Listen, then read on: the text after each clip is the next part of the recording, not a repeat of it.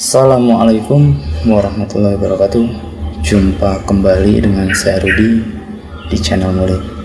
Pada kesempatan kali ini saya akan membawakan sebuah cerita dari @cerita_arwah.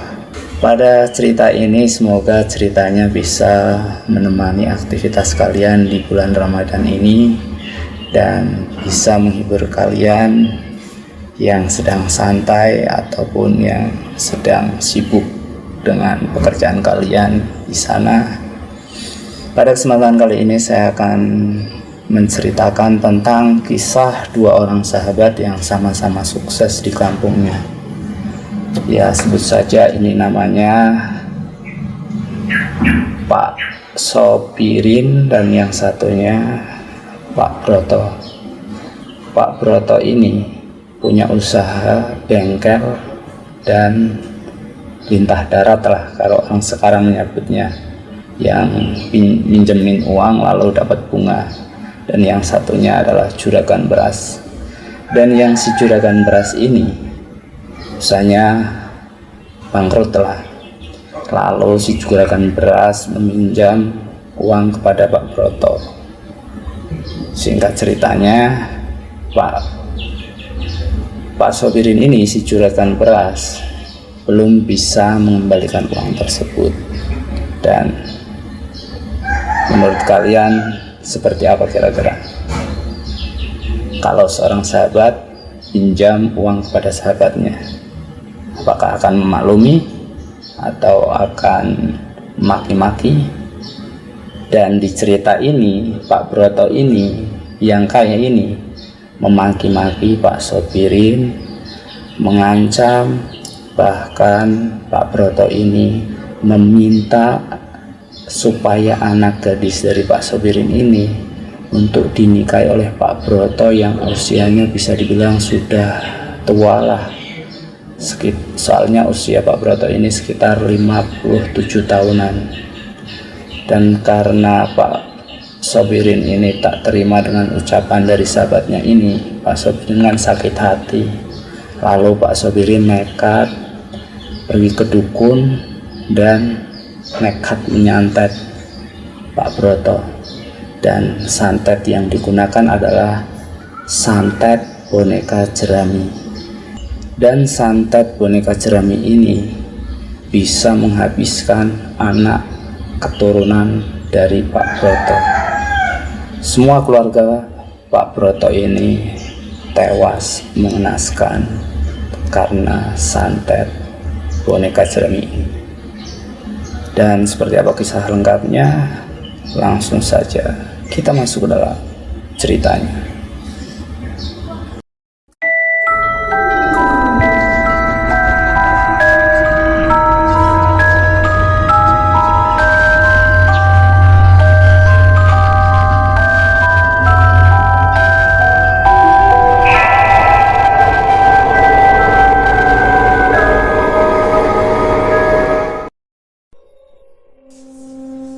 Bismillahirrahmanirrahim. Novi ditemani oleh Damar kekasihnya menemui seorang kiai atau ajengan yang bernama Pak Zainuddin. Pak Zainuddin ini terkenal ahli dalam pengobatan hal-hal gaib dan peruqyah handal di kampungnya. Hal itu tidak terlepas dari kejadian-kejadian aneh yang menimpa seluruh keluarga sang ayah yang bernama Pak Sopirin 4 tahun yang lalu.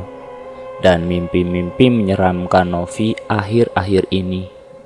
Novi pun merasa jika ia selalu diteror penampakan-penampakan sang kakak perempuan yang sudah meninggal sekitar 3 tahun yang lalu, bertepatan 1 tahun dari kematian sang ayah.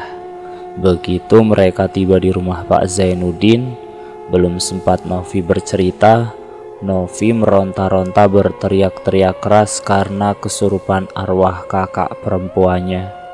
Ia meminta segera dibawa pulang ke rumah bersama dengan Pak Zainuddin karena ada sesuatu yang masih tertinggal di sana.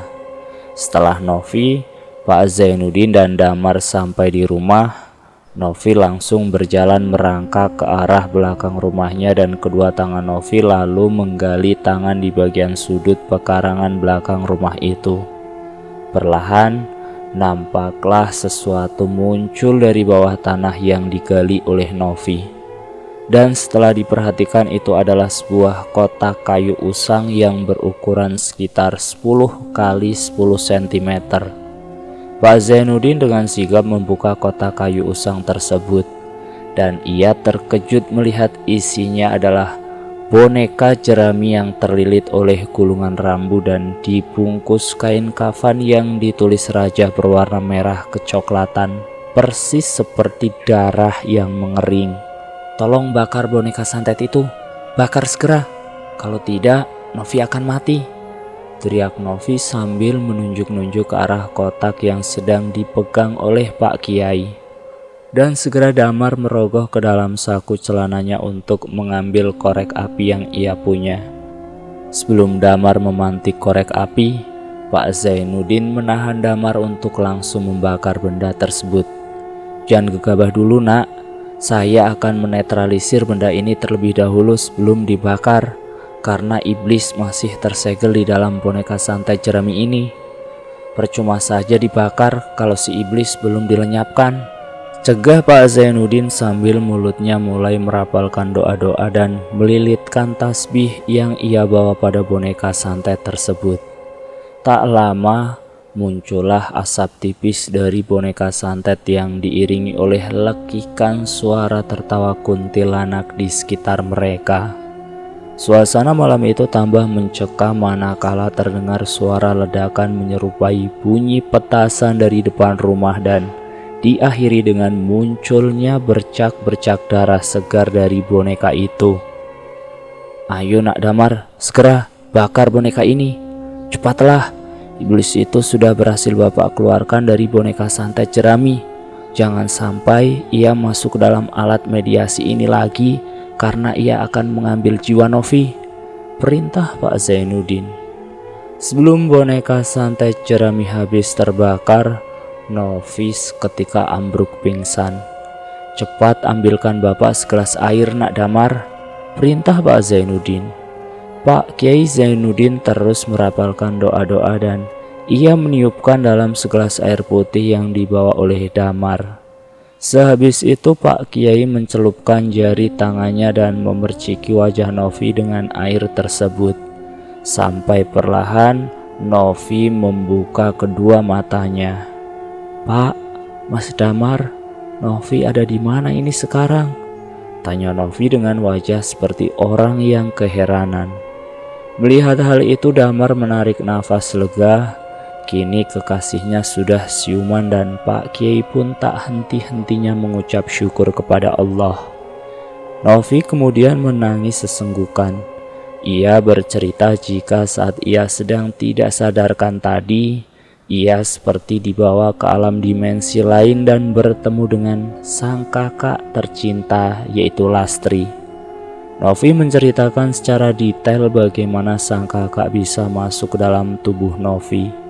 Yang sebenarnya sudah lama sekali ia ingin memberitahukan adiknya jika terdapat benda gaib yang sengaja dikubur oleh Pak Sobirin di sudut belakang pekarangan rumahnya itu.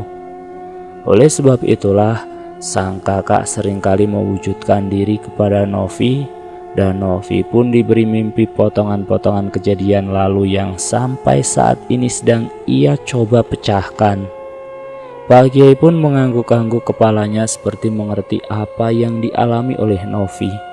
Namun untuk memastikan semua dugaannya, Pak Kiai Zainuddin meminta Novi menceritakan ulang semua kejadian yang ia tahu berikut dengan potongan-potongan kejadian mimpi yang ia alami. Dengan agak tergagap lemas, Novi kemudian memulai mengingat kembali kilas balik peristiwa yang menimpa keluarganya itu.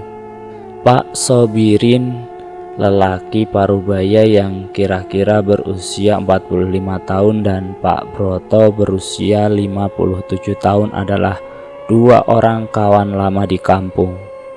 Selain dikenal sebagai dua orang sekawan, Mereka berdua pun dikenal sebagai dua orang yang terbilang sukses di kampung.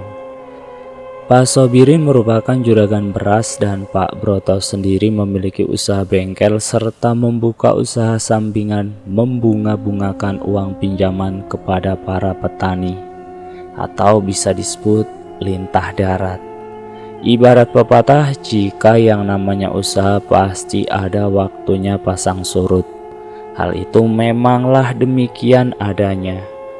Di pertengahan tahun 2011, usaha beras Pak Sobirin di kampung sedang mengalami kerugian akibat intensitas curah hujan yang tinggi yang membuat banjir sawah miliknya dan sawah-sawah warga sekitar yang biasa menjual padinya kepada Pak Sobirin.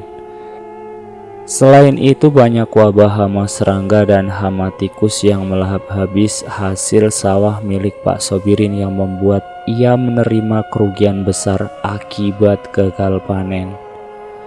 Pak Sobirin berpikir keras bagaimana caranya ia bisa memutar modal untuk tetap berjualan.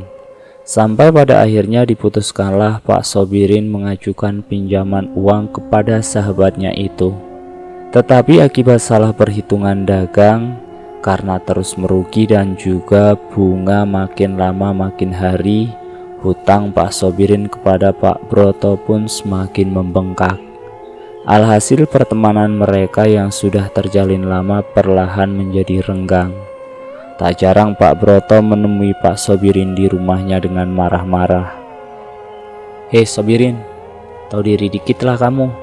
Kamu ini sudah pinjam uang, tapi tidak ada ikat. Kamu ini sudah pinjam uang, tapi gak ada itikat baik untuk mencicil. Dari awal saya sudah mempercayakan kepada kamu untuk tidak menaruh jaminan kepada saya karena saya anggap kamu ini teman saya. Sekarang karena kesabaran saya sudah habis, kamu harus membayar hutangmu beserta bunganya 30% sebesar 500 juta. Bentak Pak Broto. "Tunggu dulu lah Kang, usaha beras saya ini belum lancar Kang. Saya pun masih merugi akibat krisis pemasok beras di kampung ini menipis. Adapun saya harus membeli beras dari tempat lain yang harganya jauh lebih mahal dan pastinya jika dijual dengan harga tinggi, pasti warga tidak akan mau beli Kang," jawab Pak Sobirin mengibah. "Hei Sobirin, saya mana mau tahu urusan berasmu itu. Yang saya perlukan ini uangnya kembali Sobirin. Kamu kan punya rumah, sawah luas, ternak, dan juga mobil. Kenapa tidak kamu jual saja?" cecar Pak Broto kepada Pak Sobirin. Nyata-nyatanya selain Pak Sobirin ini sedang mengalami krisis usaha, sifat Pak Sobirin yang suka bermain judi membuat hampir semua asetnya itu sudah digadaikan terkecuali tersisa rumahnya.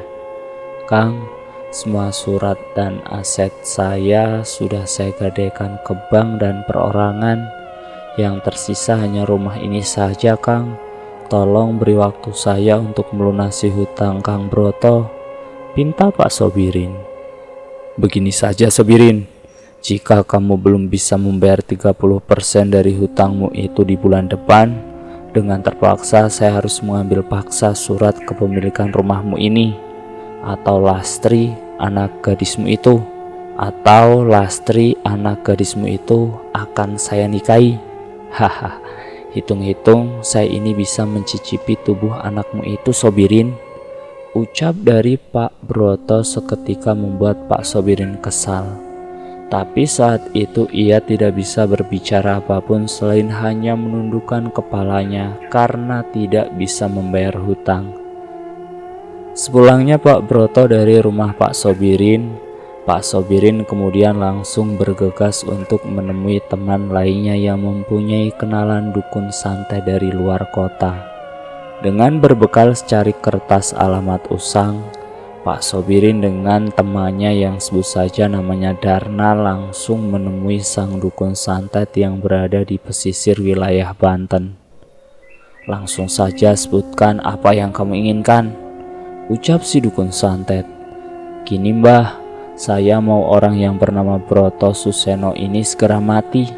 Pokoknya dia harus segera mati Mbah, berikut anak turunannya," jawab Pak Sobirin. Hahaha, sudah bulat sekali rupanya niatmu itu. Baiklah, namun ada syarat-syarat berat yang perlu kamu penuhi jika memang kamu menginginkan dia dan keturunannya itu mati. Jika ada satu kesalahan saja yang kamu perbuat, maka santet itu akan berbalik mengincarmu beserta keturunanmu juga, Sobirin. Apa itu mbah syaratnya? Tanya Pak Sobirin penasaran. Syaratnya ya pertama harus ada maharnya dulu dong, barulah nanti akan kuberitahu. Pak Sobirin kemudian membuka tas yang ia bawa dan ia keluarkan sejumlah uang bernominal 100 ribuan sebanyak 3 bandel kepada si dukun. Si dukun lalu manggut-manggut sambil tersenyum puas melihat uang banyak di depan matanya itu. Nah, begini kan enak kalau sudah ada mahar. Baiklah, akan kuberitahu syaratnya sekarang. Yang pertama, carilah sebuah makam wanita dan ambil beberapa helai rambutnya serta secari kain kafan yang membungkus tubuhnya. Waktu pengambilannya pun harus tepat di sepertiga malam dan tepat di hari pasaran Kliwon. Terakhir, ingatlah yang mengambil rambut serta secari kain kafan itu haruslah kamu, Sobirin. Tidak bisa diwakilkan oleh siapapun. Mengerti? Tanya si dukun sambil memberikan arahan. Sebenarnya ada rasa ragu dalam hati Sobirin apakah ia bisa melakukan hal menyeramkan seperti itu. Namun karena hatinya sudah terbungkus dendam, Pak Sobirin langsung mengiyakan saja apa yang diminta oleh si dukun agar bisa cepat menyingkirkan Pak Broto. Baiklah, saya paham Mbah. Saya akan kembali ke sini lagi setelah semua persyaratan bisa saya penuhi, Mbah. Jawab Pak Sobirin sambil berlalu pergi. Dalam perjalanan pulang, ia terus memikirkan bagaimana bisa ia mengambil rambut wanita dan mengambil sedikit kafannya itu. Karena sejujurnya selain Pak Sobirin takut melihat mayat, ia pun memiliki trauma dengan tempat sempit dan gelap. Kenapa kamu diam saja, Sobirin? Apa kamu gak yakin bisa memenuhi persyaratan dukun itu? Tanya Darna. Diam kamu, Darna. Saya hanya memikirkan bagaimana bisa saya mendapat rambut mayat wanita dan kafan wanita. Jawab Pak Sobirin agak emosi. Darna kemudian agak tertawa mendengar jawaban Pak Sobirin. Jadi cuma perkara itu? Haha, kan bisa kamu menyuruh tukang gali kubur untuk mengambil itu. Tinggal serahkan saja uang untuk tutup mulut serta uang capeknya. Jawab Darna. Ah, sepertinya itu terlalu berisiko. Bagaimana jika santet itu rupanya akan berbalik menyerang keluarga saya? Tanya Pak Sobirin. Gak mungkin lah, Birin. Hewan buas sekalipun jika sudah diberi makan oleh pemiliknya, dia sudah jinak. Begitu juga mungkin dengan setan. Ah, sudahlah itu. Jangan kamu pikirkan. Itu bukan permasalahan yang sulit. Yang penting persyaratannya saja dulu dipenuhi. Seketika Pak Sobirin terdiam. Ia mulai menimbang-nimbang kembali ucapan Darna yang ada benarnya itu. Baiklah kalau begitu. Tapi bagaimana jika tukang gali kubur itu tidak mau saya suruh? Tanya Pak Sobirin. Tenanglah, tepat di belakang rumahku ada Pak Husni. Dia adalah seorang tukang gali kubur yang hidupnya kekurangan. Pasti dia tidak akan menolak jika kamu menyuruhnya melakukan hal itu. Kamu tinggal tunggu saja di dalam mobil dan biarkan Pak Husni bekerja di waktu yang sudah ditentukan, kata teman Pak Sobirin. Singkat cerita, Pak Sobirin dan juga Darna langsung menemui si penggali kubur untuk meminta bantuan. Dengan negosiasi yang cukup alot, akhirnya Pak Husni pun mau mengikuti kemauan dari Pak Sobirin oleh karena kesepakatan harga antara mereka berdua. Di hari yang dijanjikan, Pak Sobirin serta Pak Husni bertemu untuk mengambil beberapa helai rambut mayat perempuan dan juga sedikit kain kafan di kuburan umum yang tak jauh dari tempatnya. Setelah berhasil mengambil persyaratan tersebut, Pak Sobirin lalu menemui dukun itu kembali tanpa Darna yang ikut menemani. Setibanya di sana tanpa banyak berbasa-basi dan berlama-lama, Pak Sobirin kemudian menyerahkan persyaratan itu kepada si dukun. Segeralah ambil seekor ayam milikku di kandang belakang rumah ini dan sembelih ayam itu, serta darahnya kamu tuangkan dalam wadah yang berisi kemenyan ini. Darah ayam adalah tanda perjanjian antara kamu dan kuntilanak merah yang akan kupanggil untuk membunuh Broto Suseno itu, ucap si dukun. Pak Sobirin kemudian langsung menyembelih seekor ayam milik dukun itu dan darahnya ia kucurkan ke dalam wadah kemenyan yang dibakar. Lalu si dukun meminta sedikit darah ayam untuk ia tuliskan dalam secari kain kafan berupa tulisan menyerupai raja. Terakhir, dukun itu mengambil boneka santai dari jerami dan segera mengasapi boneka santai jerami itu di atas kemenyan, serta langsung membelitnya dengan rambut mayat wanita dan membungkus dengan kain kafan. Ritualnya sudah selesai.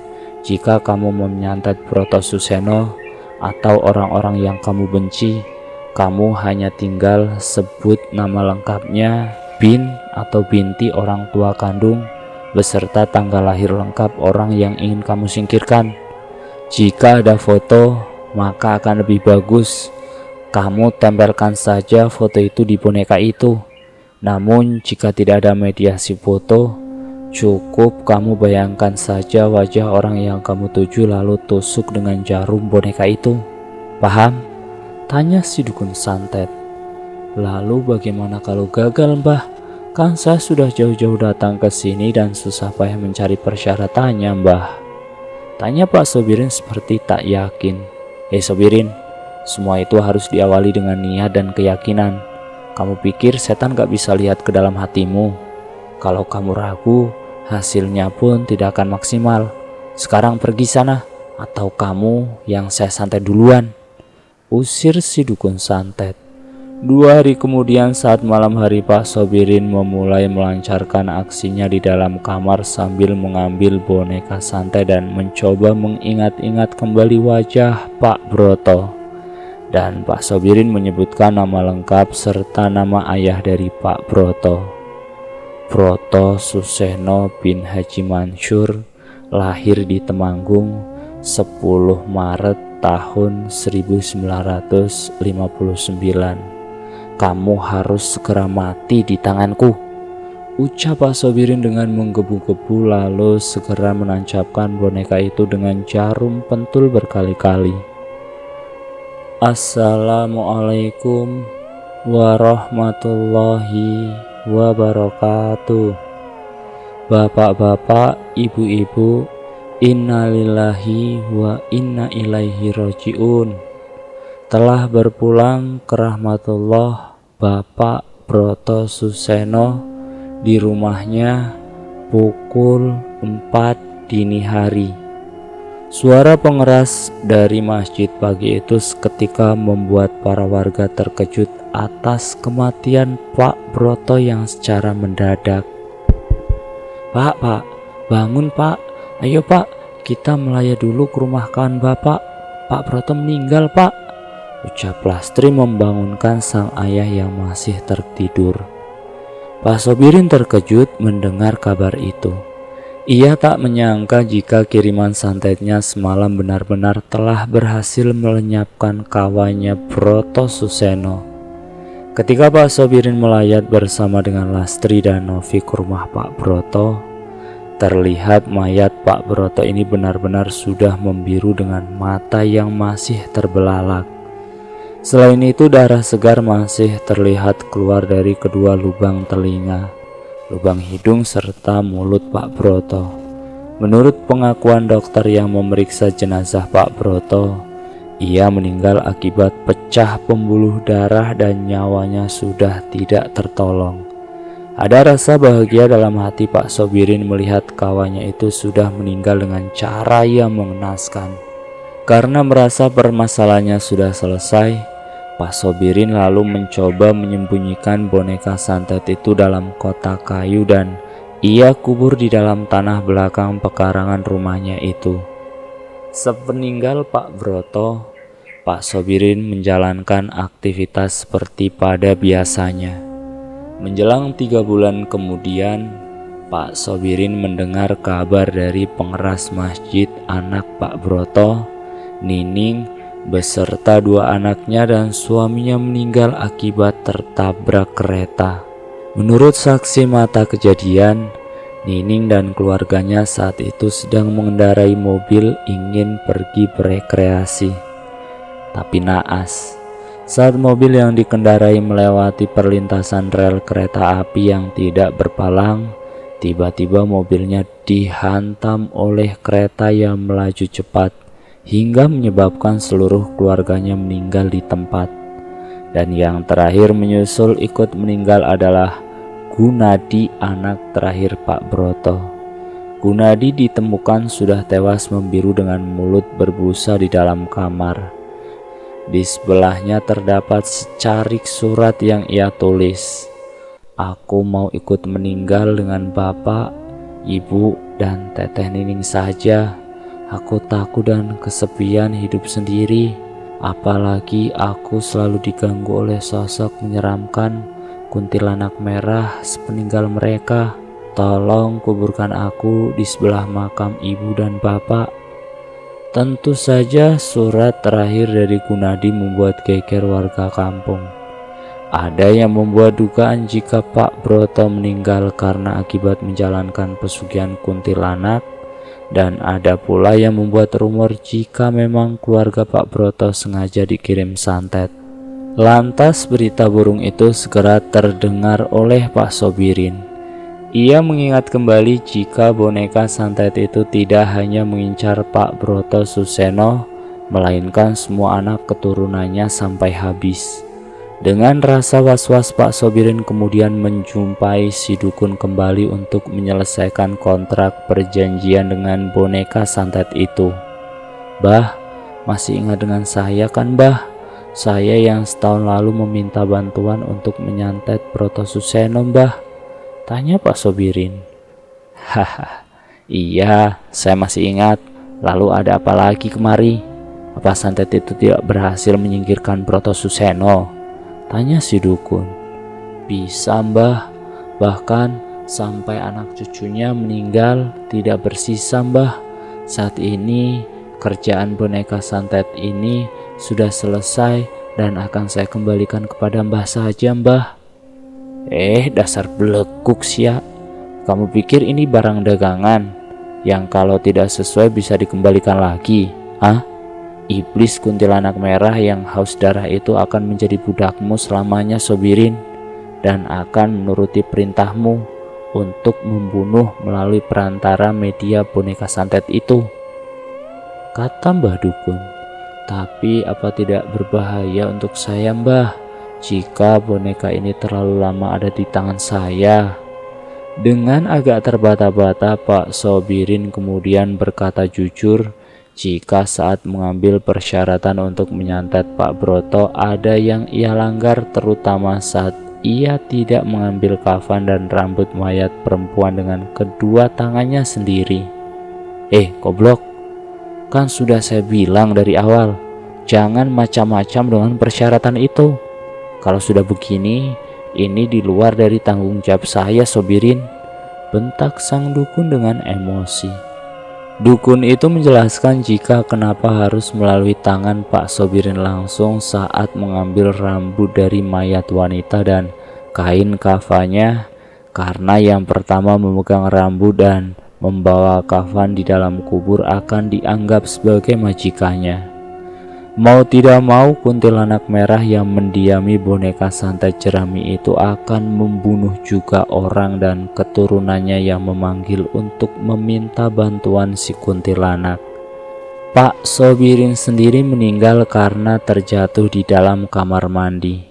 Ia ditemukan tewas oleh Lastri dan Novi. Lastri yang curiga kepada sang ayah yang lama tidak keluar-keluar dari dalam kamar mandi, mencoba mengetuk-ketuk pintu kamar mandi, dan setelah hampir 2,5 jam tidak juga keluar kamar mandi, sehingga diputuskanlah ia dan sang adik Novi meminta bantuan warga sekitar untuk mendobrak pintu. Begitu pintu kamar mandi terbuka, Novi dan Lastri terkejut melihat ayahnya sudah kaku, tidak bernyawa dengan keadaan seperti Pak Broto yang mengeluarkan darah segar dari kedua lubang telinga, lubang hidung dan mulutnya. Setelah kematian ayahnya, barulah kini gantian Lastri, kakak Novi, yang merasakan banyak hal-hal ganjil di rumahnya. Lastri sering kali bercerita jika ia diganggu oleh sosok ayahnya, Pak Sobirin, yang menampakkan diri masih beraktivitas seperti biasa di dalam rumah itu. Bahkan pernah suatu hari Pak Sobirin terlihat sedang menonton televisi di tepat 7 hari setelah kematiannya. Dan saat Lastri menolehkan wajah kembali, sosok Pak Sobirin itu menghilang dengan keadaan televisi yang masih menyala. Awalnya Novi berpikir jika kakaknya masih terpukul atas kematian sang ayah, karena selepas perceraian dengan sang ibu, mereka berdua hanya dirawat oleh Pak Sobirin sampai mereka berdua beranjak dewasa. Jadi wajar saja jika kakaknya itu masih berat menerima kenyataan sang ayah yang sudah tak ada. Namun, pasca kematian sang ayah, dari hari ke hari keadaan Lastri semakin aneh. Ia menjadi seperti orang lain. Bahkan Novi, adiknya, sama sekali ia tidak kenali. Berkali-kali Lastri tertawa-tawa cekikikan tak jelas, marah-marah sampai dengan membanting-banting barang tidak karuan. Sang kekasih Lastri, Tino, pun sudah mengupayakan kesembuhan untuk Lastri. Tetapi nasib baik belum berpihak kepada Lastri. Tino dan Lastri sudah mencoba satu persatu mendatangi orang pintar di kampung Tino, namun hasilnya masih tetap nihil. Satu persatu dukun sampai dengan Pak Ustadz yang dianggap orang pintar didatangi oleh Tino dan Lastri. Tapi mereka satu persatu mundur karena tidak kuat mengobati Lastri. Menurut analisa mereka, Lastri terkena kutukan iblis yang ingin mengambil nyawanya. Tapi saat Tino menanyakan hal yang lebih dalam, mereka tidak menjelaskan secara spesifik. Dalam 1 minggu, Lastri bahkan kuat untuk tidak makan sama sekali. Lastri hanya mau minum saja, dan bicaranya pun mulai ngelantur. "Novi, Teteh sebentar lagi mau dijemput sama ayah. Novi hati-hati di rumah ini ya. Maafin Teteh yang gak bisa lindungin kamu, Nov." Kondisi kesehatan Novi pun kian melemah, hanya menyisakan tulang dan kulit saja menjelang ajalnya. Ia tetap bersikukuh untuk tidak mau makan, karena iblis yang ada di dalam tubuhnya tidak menginginkan Lastri untuk makan apapun. Sampai pada akhirnya Lastri menghembuskan nafas terakhirnya tepat 1 tahun dari kematian sang ayah. Novi mengingat kembali awal kejadian saat dirinya mulai diteror arwah sang kakak. Tidak berbeda dengan ayahnya, Novi sering ditunjukkan tanda-tanda jika kakaknya masih beraktivitas seperti biasanya di rumah. Bahkan ia pun kini sering mendengar suara tangisan perempuan setiap pukul 12 malam di kamar Lastri. Hari-hari Novi yang ceria kini mulai terganti dengan kemelut hal-hal peristiwa yang di luar nalar. Hampir mirip dengan Lastri, Novi pun kian diteror oleh kuntilanak merah yang menyeramkan sedang berdiri di sudut pekarangan rumah belakang Novi. Jika malam tiba, mata Novi enggan tertutup, karena ia seringkali mendengar suara jerit tangis serta suara benda yang berjatuhan secara tiba-tiba. Bahkan sampai ketika Novi tertidur, ia pun tak lepas dari semua mimpi-mimpi buruk serta potongan-potongan peristiwa dari mulai sang ayah, Pak Sobirin yang pergi menemui dukun, sampai dengan kematian Lastri yang tak wajar. Pada puncaknya, Novi yang sudah tidak kuat diteror terus-menerus oleh arwah-arwah penasaran di rumahnya itu. Hal itu membuat Novi tidak bisa tidur dan tidak mau makan. Novi memilih bercerita kepada sang kekasihnya, yaitu Damar.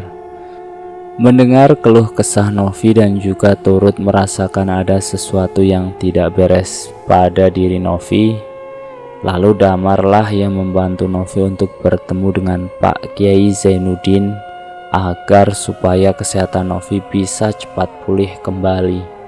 Dan juga Novi bisa memecahkan semua misteri-misteri tentang ayah dan sang kakak. Pak Kiai Zainuddin dengan cermat mencerna semua cerita dari Novi dan mengartikan semua potongan-potongan alur mimpi yang membawa mereka ke sebuah kenyataan. Jika Pak Sobirinlah orang yang sepatutnya bertanggung jawab atas semua masalah yang menimpa keluarganya tersebut. Andai saja jika Pak Sobirin tidak mengambil keputusan untuk bersekutu dengan iblis, mungkin ia dan anaknya Lastri masih ada di dunia ini. Tapi semua sudah terjadi. Dan beruntungnya Novi, nyawanya masih bisa terselamatkan. Akhir cerita setelah Pak Kiai Zainuddin melepas segel iblis kuntilanak yang berada pada boneka santet tersebut dan lalu membakar perantara benda mistis tersebut, Pak Kiai langsung memasangkan pagar gaib untuk menjaga Novi dari hal-hal yang tak kasat mata. Sedangkan untuk Novi sendiri, tidak lama ia dipinang oleh sang kekasih yaitu Damar dan segera diboyong ke kampung halaman Damar di daerah Jawa Tengah. Nah, itulah akhir dari cerita yang berjudul Korban Boneka Santet. Semoga dalam cerita kali ini ada sedikit pelajaran yang dapat kita ambil dan buang jauh-jauh sisi negatif dalam cerita ini. Terima kasih sudah mampir di channel Ngulik. Jangan lupa tekan tombol like, share, dan komen. Tekan subscribe untuk mengikuti video kami selanjutnya ya. Assalamualaikum warahmatullahi wabarakatuh.